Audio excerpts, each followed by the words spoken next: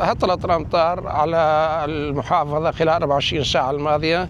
نسبة الجريان السطحي كانت يعني دون المرجو، أدت إلى تخزين كميات بسيطة جدا في بحيرات السدود. في المنخفض اللي تأثرت به المحافظة وسائر عموم البلاد بهذا المنخفض، كان الجريان ضعيف جدا أو شبه معدوم. حاليا في جريان، بس جريان ضعيف ودون المستوى المطلوب. نتأمل من الله سبحانه وتعالى أن يكون في المنخفضات القادمة جريان أفضل وكميات تخزين أفضل في بحيرات السدود.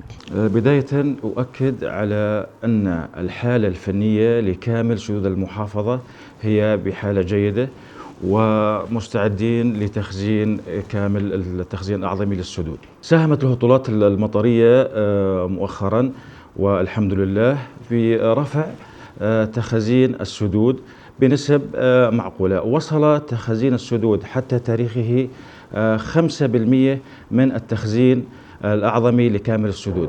هذه الكمية دون مستوى الطموح، ولكن أطمن الأخوة المزارعين بأننا ما زلنا في بداية الموسم المطري، ونأمل في الأيام القادمة أن تتقدم المنخفضات الجوية التي تحمل بين طياتها الكثير من الخير العميم لهذه المحافظة.